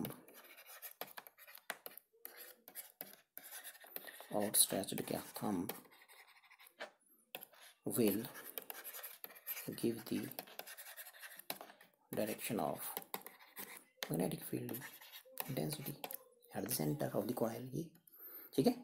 सो यदि इसी कॉइल में यदि करंट की दिशा अलग हो जाती तो क्या करते हैं आप? मान लो करंट ऐसे होता, आप मान लो करंट ऐसे होता, ऐसे, ये ऐसे था, ऐसे नहीं है करंट, अब ऐसे ऐसे ऐसे है। तो आप बड़े इमेजिन करेंगे तो अंगूठा अंदर को जाएगा पॉइंट पी पे, ठीक है। तो इसका मतलब परपेंडिकुलर इस पॉइंट पी पे यदि करंट आई ऐसे चल रहा है कॉइल में, it is now in clock wise direction. पहले क्या था भाई? एंटी क्लॉक वाइज डायरेक्शन में। तो ऊपर वाली कॉइल में क्या था? Current was flowing in anticlockwise direction. और अब वाली में जो करंट है वो बेसिकली फ्लो कर रहा है क्लॉक वाइज डायरेक्शन। तो क्लॉक वाइज डायरेक्शन में यदि हम फिंगर्स को कर्ल करेंगे राइट हैंड की, तो थंब यहाँ पॉइंट पी पे अंदर को जाएगा। इसका मतलब direction of magnetic field intensity at point P will be perpendicular to plane of the coil and inward. तो इनवर्ड कैसे लिखेंगे बोलो? इनवर्ड लिखेंगे बी के ऊपर ऐसे लगा देंगे वेक्टर, और इनवर्ड मैंने बताया ऐसे सर्कल के अंदर क्या लगाएंगे? क्रॉस। है परपेंडिकुलर ही, लेकिन ये इनवर्ड है और ऊपर वाली जो थी, ऊपर वाली थी आपकी ये आउटवर्ड है, ये ठीक है। ये आउटवर्ड है और ये आउटवर्ड है और ये क्या है? इनवर्ड है। इसमें करंट क्या है? क्लॉकवाइज डायरेक्शन में। तो थंब जाएगा अंदर को। इसका magnetic field intensity point P पे perpendicular to plane of coil होगी, बट होगी अंदर को, और इसमें होगी बाहर को, ठीक है। Plane of the coil and outward. तो ये था आपका राइट हैंड रूल, ठीक है जी। सो ये थी आपकी magnetic field intensity at the centre of A current carrying circular coil, ठीक है जी। और इसमें जो लास्ट एप्लीकेशन है आपकी, क्या बोलते हैं इसको, बॉयड-सावर्ट्स लॉ की, वो है कि तीसरी एप्लीकेशन जो हम करने जा रहे हैं वो है एक्सिस पे निकालो मैग्नेटिक फील्ड। कॉइल वैसे ही है लेकिन at a point on the axis of the coil, magnetic field intensity at a point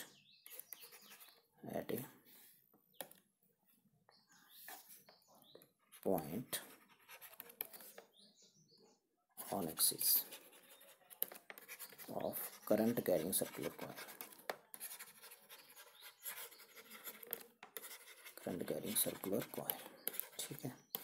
axis में निकालें, सेंटर पे निकाल चुके हैं, अब कहाँ निकालेंगे? एक्सिस पे, ठीक है। तो इसको देखेंगे ध्यान से, सिंपल चीज़ है।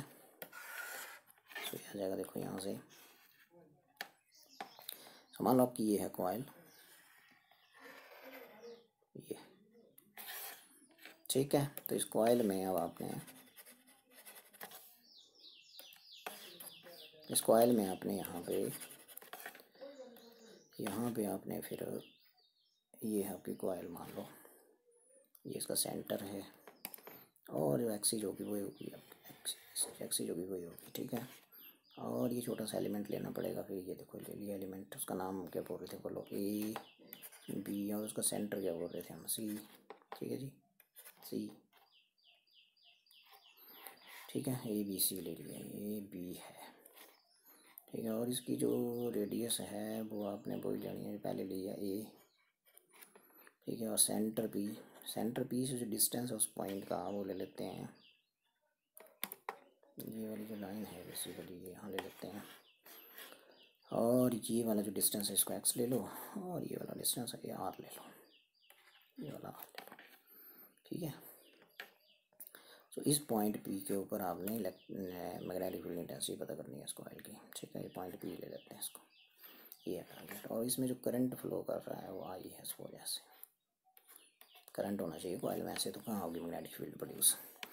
तो अब ये सेंटर पे तो हमने पता कर ली, अब हमें पता करनी ये जो इसकी एक्सिस है, एक्सिस क्या होती है? इसके प्लेन के परपेंडिकुलर होती है और इसके सेंटर से गुजरती है, ठीक है।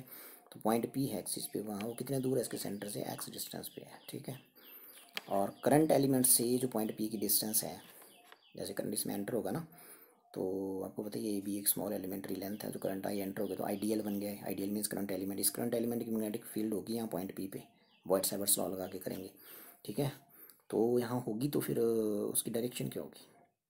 उसकी डायरेक्शन होगी, मैंने बताया था सी पी के दोनों के परपेंडिकुलर, डी एल के भी परपेंडिकुलर और सी पी के भी परपेंडिकुलर। ये देखो ये आगे डी बी, ये जो डी बी वेक्टर है बेसिकली ये इस छोटे से करंट एलिमेंट की मैग्नेटिक फील्ड है, जो ए सी बी एक करंट एलिमेंट है आइडियल, उसकी वजह से मैग्नेटिक फील्ड इंटेंसिटी की डायरेक्शन है ये, जो परपेंडिकुलर होगी सी पी के। ठीक है, अब ये जो सी पी के परपेंडिकुलर है वो डी बी है। आप P centre of the coil को बोल दो, पी नहीं बोल सकते, centre of the coil P हो गया तो फिर बात थोड़ी बनेगी।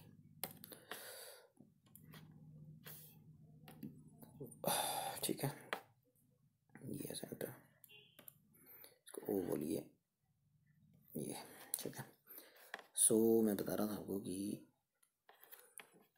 सी पी के परपेंडिकुलर होगी डी बी वेक्टर की डायरेक्शन। ठीक है, अब आप ओ पी के परपेंडिकुलर एक यहाँ खींचिए लाइन, तो ये लो जो ओ पी के परपेंडिकुलर खींच लेते हैं। ठीक है, ओ पी के परपेंडिकुलर यदि लाइन में खींचूंगा यहाँ पे तो वैसे आ जाएगी ऊपर वो, ये। ठीक है, सो ऐसा ही एक एलिमेंट नीचे भी होगा, यहाँ ए ऐसे, ए डैश, ये बीच में सी डैश और ये बी डैश, करंट यहाँ ऐसे लिख लो। ठीक है, करंट है। सो इस एलिमेंट की जो मैग्नेटिक फील्ड होगी, इस एलिमेंट की मैग्नेटिक फील्ड भी होगी पॉइंट पी पे। ठीक है, तो उस फील्ड को हम बोल देते हैं ये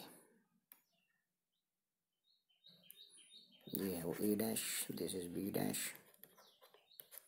और ये बीच में सी डैश। इस एलिमेंट की फील्ड भी होगी पॉइंट बी पे यहाँ। ठीक है, ये ठीक है, तो वो ऐसे होगी, ये देखो ये। ठीक है, ये तो पॉइंट पी यहाँ था। अब इसके वो भी इसके परपेंडिकुलर हो गया ऐसे फील्ड डी बी, जैसे ऊपर की तरफ की वैसे नीचे की तरफ करो, ये देखो डी बी। ठीक है, अब यदि डी बी वैक्टर ये है तो फिर मैंने बोला ये सी पी के परपेंडिकुलर है, सी पी है, देखो ये सी पी है, जैसे यहाँ सी पी था तो उसके परपेंडिकुलर डी बी था, यहाँ भी वैसे ही। अब इस ओ पी की लाइन इसी एक और परपेंडिकुलर खींचो यहाँ पे ऐसे, ये आ गया। ठीक है, सो अब देखो ये दो लाइनों के बीच एंगल ये मान लेते हैं थीटा है, ये भी थीटा ही होगा फिर इधर। तो इस लाइन और इस लाइन के बीच एंगल थीटा है, तो इस लाइन के ऊपर परपेंडिकुलर कौन है, डी बी, और इस लाइन के ऊपर परपेंडिकुलर कौन है, ये ऊपर को, तो फिर इन परपेंडिकुलर्स के बीच भी थीटा ही होगा। ये थीटा मार्क नहीं किया नोट्स में, इसको कर ले मार्क। ठीक है, ये भी थीटा ही होगा। Angle between two lines is equal to angle जो उनके ऊपर परपेंडिकुलर्स होंगे उनके बीच भी एंगल वही होगा जो उन लाइंस के बीच है। ठीक है, सो अब ये डी बी वेक्टर है और थीटा, हाँ इस थीटा वाली लाइन पे इसका कौन सा कंपोनेंट होगा, डी बी कॉस थीटा। ठीक है, वैसे ये डी बी वेक्टर है नीचे की तरफ को इधर को, और इस थीटा वाली लाइन पे इसका भी कौन सा कंपोनेंट होगा, बोलो जोर से, डी बी कॉस थीटा। ठीक है, और साइन कंपोनेंट किधर जाएंगे इनके, इस लाइन पे चले जाएंगे आगे को, ये। ठीक है, सो ये। ठीक है, तो क्वेश्चन है डी बी कॉस थीटा चला गया, तो इस डी बी का, ये डी बी कॉस थीटा तो साइन थीटा किधर है, ये है ये डी बी साइन थीटा, ये जो है ये वाला, ये। ठीक है, ये डी बी है, इसका डी बी कॉस थीटा है, डी बी साइन थीटा कहाँ है इसका, यही है, ये जो है डी बी साइन थीटा। तो देखो ये कौन से कंपोनेंट्स जो हैं वो एक ही डायरेक्शन में हो गए, डी बी साइन थीटा, और कौन से कंपोनेंट्स ने एक दूसरे को कैंसिल किया, वो डी बी कॉस थीटा। ध्यान सुनेंगे हम थोड़ा सा, क्योंकि D B cos theta component इस एलिमेंट का ऊपर की तरफ को है, और D B cos theta component इस एलिमेंट का इसी पॉइंट पे नीचे की तरफ है। यदि ये 5 है तो भी 5 है मैग्नीट्यूड में, तो डी बी कॉस थीटा इस एलिमेंट का, डी बी कॉस थीटा इस एलिमेंट के, D B cos theta component of this element A B, हाँ will cancel D B cos theta component of this element A dash B dash, ये जो है। ठीक है, क्यों करेगा cancel, because they are in opposite direction. वैसे ही कोई और एलिमेंट लो, ये होगा कोई एलिमेंट ए, तो इसका भी D B cos theta component होगा यहाँ पे, यदि वो ऊपर को होगा तो इस एलिमेंट का कहाँ होगा, नीचे को, तो कॉन्स कैंसिल कर देंगे, लेकिन D B sine theta add होते जाएंगे। ठीक है, तो इनको बोलते हैं अपोजिट एलिमेंट्स, ये इसके बिल्कुल सामने हैं, तो अपोजिट एलिमेंट्स के D B cos theta components cancel each other. ठीक है, कॉइल में this coil consist of very large number of small elements like A B, ठीक है। So D B cos theta components of opposite elements will cancel each other because they are in opposite direction. However db sin theta components of opposite elements are get added because they are in same direction। तो net field will be only due to कौन सा components का addition db sin theta, ठीक है। ठीक है, तो इस एलिमेंट का db cos theta ये है, इसके अपोजिट जो एलिमेंट है ये, इसका db cos theta नीचे हुआ है तो कैंसिल कर जाएंगे, और इसका db sin theta कंपोनेंट इधर चला गया और इसका भी db sin theta कंपोनेंट इधर चला गया, तो db sin theta ऐड होते जाएंगे और db cos theta कैंसिल होते जाएंगे। तो नेट फील्ड किसकी वजह से होगी ये बताओ। नेट फील्ड होगी that will be due to, net field होगी इस सारी कॉइल की पॉइंट पी पे जो इसकी एक्सिस पे है, that will be only due to D V sine theta components का सम मीन इंटीग्रेटेड ना हो। बस अब डी वी की वैल्यू भरो यहाँ और साइन थीटा की वैल्यू भरो, फिगर से हो गया, ठीक है। सो यहाँ पे थोड़ी सी नोट्स में गलती लिखी है वो मैं आपको बता दूंगा, थोड़ा ठीक कर लें उनको, ठीक है। तो नेट फील्ड कौन से कंपोनेंट्स की वजह से आएगी, जो एक ही डायरेक्शन में है और ऐड हो रहे हैं, और कौन से कैंसिल हो रहे हैं, कॉस कॉस, ठीक है। इसका कॉस इसके कॉस को कैंसिल करेगा, इसका कॉस इसके कॉस को कैंसिल करेगा, और एक कंपोनेंट होगा इधर कोई, और एक एलिमेंट होगा इधर कोई, और इधर भी होगा उसके सामने फिर, तो इनकी डी वी कॉस थीटा जो कैंसिल कर देंगे एक दूसरे को। D V cos theta components of opposite elements will cancel each other because they are in opposite direction. However, dB sin theta components of different elements are get added up because they are in same direction. So net field due to this whole coil, whole होता है सारी coil की वजह से, at point P will be only due to हाँ dB sin theta components। Okay, so ये net field निकाल लेते हैं हम। B is equal to dB की वैल्यू बहुत सेवर्स म्यू नॉट अपॉन 4 पाई। dB मीन्स ये इस छोटे से करंट एलिमेंट की मैग्नेटिक फील्ड इस पॉइंट P पे जो डिस्टेंस कितनी पे है, R पे है, लिखो ideal sine theta upon R square, ठीक है।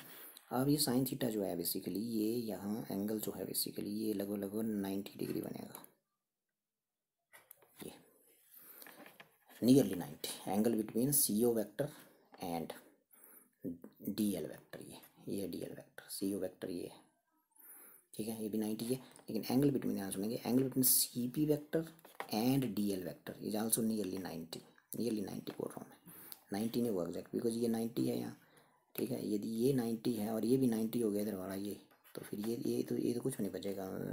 तीसरा एंगल ट्रायंगल में तो फिर तीनों का सम होता है 180, दो थोड़ी होंगे, तीसरा तो जीरो बचा फिर, तो नियरली 90 डिग्री एंगल है। कौन सा एंगल है, it is angle between D L vector and C P vector, this is nearly 90, ठीक है। 89 डिग्री 89 पॉइंट समथिंग, ठीक है। तो ये लगभग 90 डिग्री है। सो एंगल बिटवीन ये जो है ना, ये यहाँ लिखना आपने बिल्कुल ये साइड ये, बिकॉज एंगल बिटवीन क्या D L vector and C P vector is nearly 0 degree, sorry is nearly कितना डिग्री, 90 डिग्री, तो ये लिया 90, ठीक है। सो फिर अब आपने यहाँ पे वैल्यू पुट कर देंगे, so you will get this now. So अब बस आ जाएगा B is equal to mu not upon 4 pi I, हाँ आई डी एल, ठीक है। साइन 90 क्या हो जाएगा, ये साइन 90 हो जाएगा आपके पास, साइन 90 हो जाएगा आपके पास यहाँ पे ये डी वी की वैल्यू मैंने सब्स्टिट्यूट कर दी और आगे फिर साइन थीटा भी है ना ये, तो B इज इक्वल टू ये आ गया। So D V is equal, D V की वैल्यू पुट कर रहा हूँ मैं यहाँ पे। सो डी वी की वैल्यू बेसिकली ये क्या बनी यहाँ डी वी की वैल्यू बोलिए, ये साइन 91 हो गया, तो ये ख़त्म हो गया यहाँ से, ठीक है। ये मैंने लिख दिया, आपको बता दिया। सो अब आप ध्यान से देखेंगे इधर मैंने डी वी की वैल्यू मेरे पास जो बची वो ये बची, मैंने पुट कर दी, ठीक है। और फिर मैंने ये निशान भी लगा दिया यहाँ पे इंटीग्रेशन का, ये आ गया, और आगे कौन सा थीटा है यहाँ फिर साइन थीटा, ठीक है। अब इस ट्रायंगल से मेरे को साइन थीटा बता दो, ये जो ट्रायंगल दिख रही है सी ओ पी, ये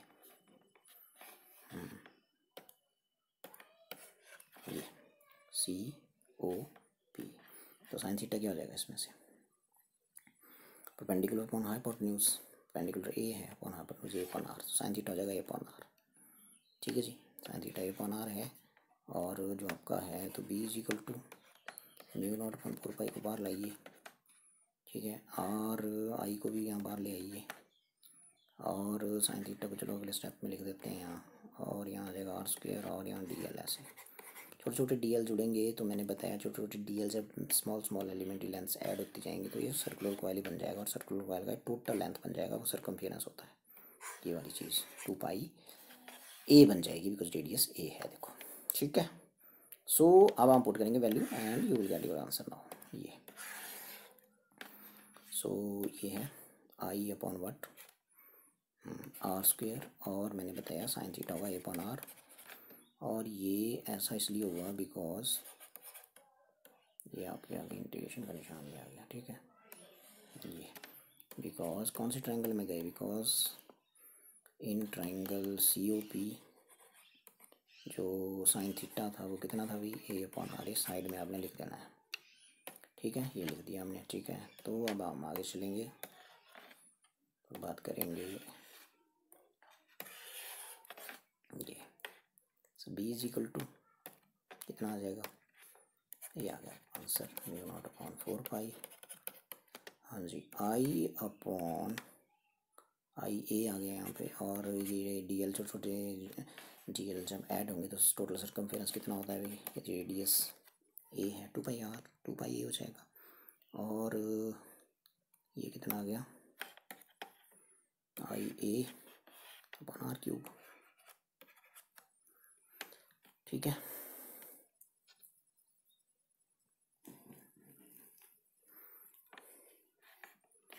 सो ये आ गई आपकी मैग्नेटिक फील्ड, ठीक है। और यदि आप ऊपर ट्रायंगल में जाएं तो वहाँ पे यदि मैं हाइपोटेन्यूज निकालूंगा आर इज इक्वल टू, तो बन जाएगा X square plus A square का अंडर रूट। ये देखो मैं पूछ रहा हूँ आपसे आर, ये ए है, राइट एंगल ट्रायंगल है, सी ओ पी की बात हो रही है, देखो तो इसमें आर क्या होगा बताओ, ये एक्स है यहाँ, ये ए है, तो R square is hypotenuse square Pythagoras theorem, R square is equal to X square plus A square, तो आर क्या हो जाएगा X square plus A square under root, ठीक है जी। तो वो वैल्यू आपने अब यहाँ लिख देनी है, ठीक है।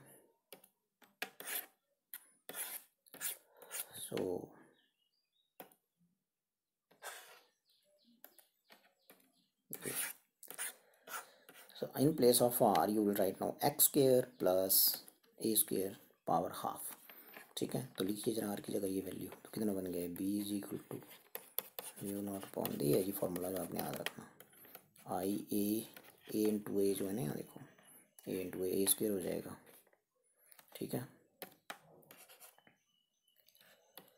सो ये देखो ए इंटू ए और पाई ए स्क्वायर इकट्ठा लिख दो, 2 को लिख दो 2 आई वाई ए स्क्वायर अपॉन, ठीक है, 2 आई वाई ए स्क्वायर, ठीक है, अपॉन ये आर की जगह ये लिखना, और ये अंडर रूट का मतलब क्या होता है पावर हाफ, लेकिन यहाँ 3 पावर पहले ही है, तो भी टोटल पावर कितनी होगी 3 इंटू हाफ, 3/2 हो जाएगी, तो बन गया x square plus A square, ये लिखी मैंने आर की वैल्यू, लेकिन इसका अंडर रूट है, अंडर रूट मतलब पावर हाफ है, और यहाँ 3 पावर भी है, तो ओवरऑल पावर क्या बन जाएगी 3 इंटू हाफ क्या होता है 3/2, तो ये वाला फॉर्मूला है यहाँ पे।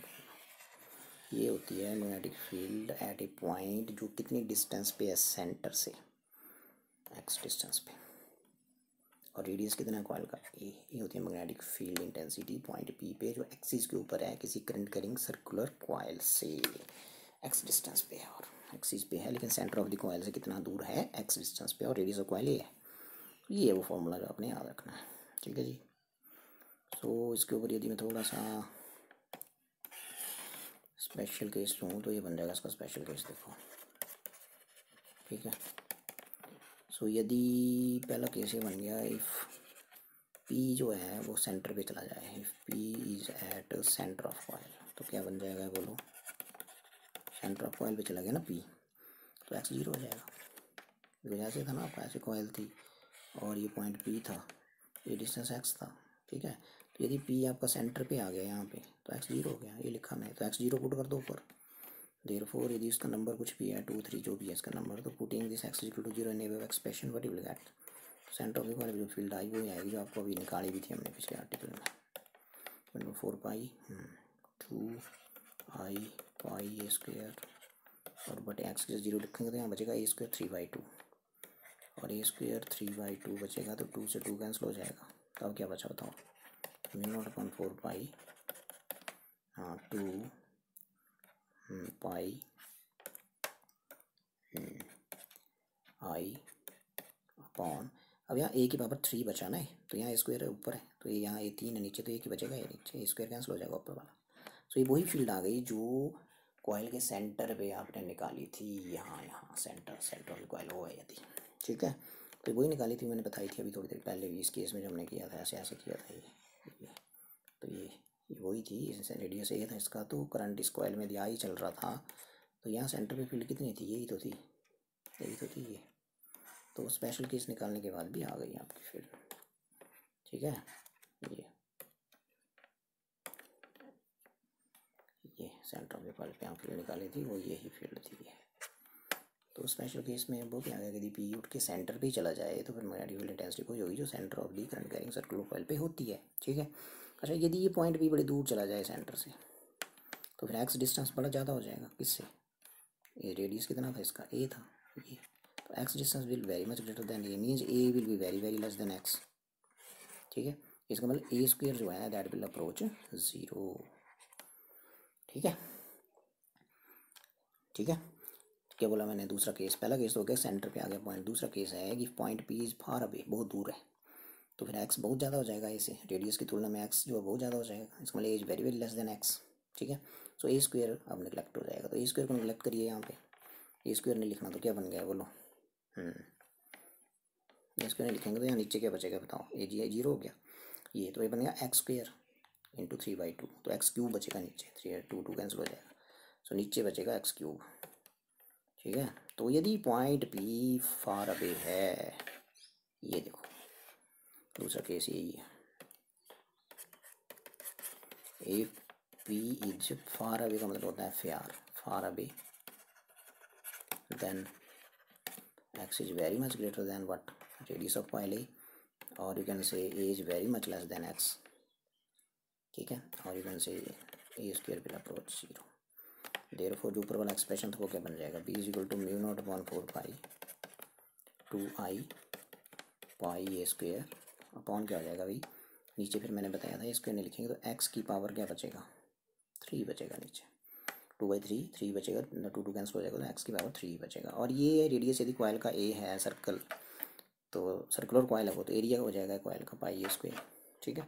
तो ये बचेगा फिर आपका फॉर्मूला, यदि इसको मैं एरिया ऑफ कॉइल बोल दूँ तो फिर मेरे पास ये बचा, देखो B is equal to μ0/4 pi 2i, और एरिया को मैं ये बोल देता हूँ, ये पाई आर स्क्वायर सर्कल का एरिया होता है भाई, आर यहाँ आर की जगह यहाँ ए है, छोटा है स्मॉल ए रेडियस है उसको, तो ये बन गया एक्स है ना, ऐसा इसलिए हुआ बिकॉज पाई ए स्क्वायर क्या है, एरिया ऑफ कॉइल,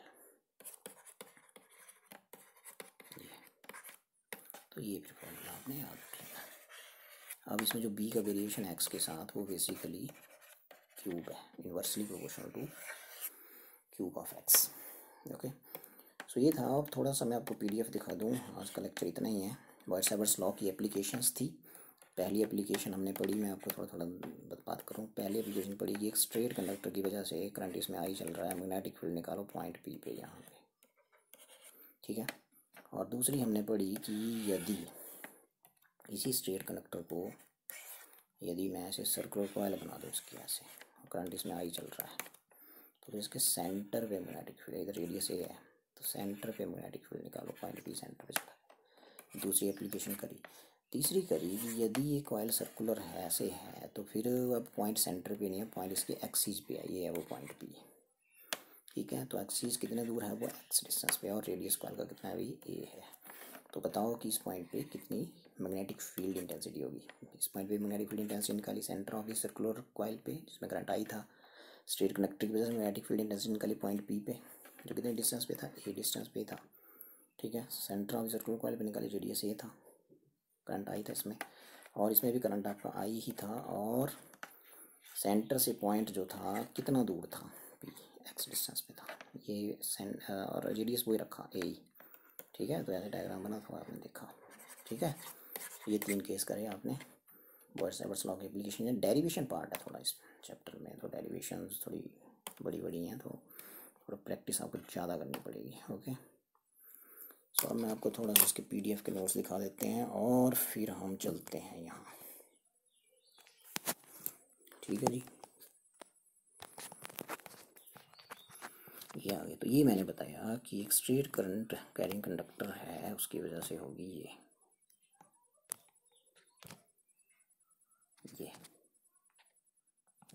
डायग्राम बनाई थी हमने। ठीक है, और फिर मैंने ये सारा कुछ आपको ड्राइव करवा दिया। फिर मैंने बताया था कि इस इक्वेशन में बेसिकली हम DL और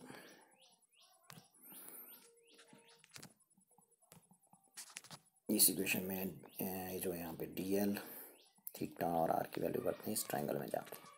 ठीक है, ये आई है, यहाँ क्यू नहीं है, आई लिखे इसको, आई है। ठीक है, और फिर फॉर्मूला आपका आ गया। फिर मैंने बताया कि इसका स्पेशल केस जो था बेसिकली वो स्पेशल केस था कि यदि इनफाइनाइट लेंथ हो जाए तो 5 1 5 2 90 हो जाएंगे दोनों। ठीक है, तो 5 1 5 2 आपके देखो 90 हो जाएंगे ये। ठीक है जी, फिर यही कॉयल यदि, और डायरेक्शन फिर मैंने समझा दी थी आपको कि राइट हैंड थंब रूल से दी जाती है, लिखा हुआ है यहाँ पे। ठीक है, तो यहाँ थोड़ा सा इसने गड़बड़ किया है, यहाँ लिखे हैं कि ये बड़े ध्यान से सुन लें यहाँ, कि यदि आपका ये है कि देन कर्लिंग ऑफ फिंगर्स के बाद यहाँ गिव नहीं लिखा है, curling of fingers give, curling of fingers give है यहाँ, give direction of magnetic lines ऐसा कर लें। ठीक है, एंड मैग्नेटिक फील्ड, चलो आगे चलो ठीक ही है, सो ये लिख लें यहाँ पे। और आगे यदि हम चलें तो फिर इसी स्ट्रेट कंडक्टर को हमने कॉइल का रूप दे दिया था। ठीक है, और फिर करंट इसमें कितना भेज दिया था, आई। ठीक है, और फिर सेंटर ऑफ दी, यहाँ पे फील्ड पता करी थी सेंटर पे यहाँ पे। ठीक है जी, और फिर फील्ड आपकी ये आ गई थी, ये बताया था मैंने, यहाँ पाई आएगा। इनफाइनाइट लेंथ कंडक्टर होगा तो यहाँ 2I आएगा, और यदि centre of the circular current carrying coil होगा तो 2π आएगा। ठीक है, फिर हमने एक्सिस पे निकाली, ये बताया मैंने, DV cos theta components cancel हो जाएंगे। और इसमें थोड़ी सी करेक्शन यहाँ कर लें, कि करेक्शन ये है कि यहाँ पे ये एंगल थीटा भी ये बच्चे ने मार्क नहीं किया, यहाँ थीटा एंगल लिख लें आप, और यहाँ नीचे की तरफ भी थीटा लिख लें। ठीक है, रूल लिखें थीटा। सो ये फिर मैंने बताया था कि DV sin थीटा कंपोनेंट की वजह से ही नेट फील्ड होगी, और DV cos थीटा जो है वो एक दूसरे को कैंसिल कर देंगे। ठीक है जी, और फिर ये नेट फील्ड हमने DV cos थीटा की वजह से निकाल दी, और जो फील्ड आई वो ये आई फिर आपकी ये।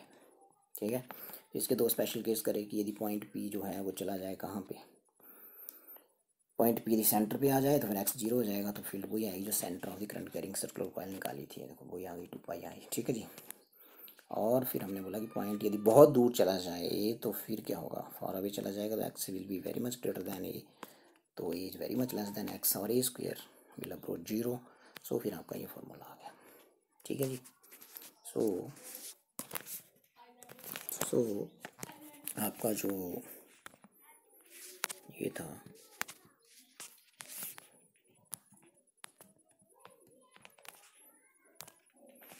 सो आज के लिए फिर इतना ही। Okay then.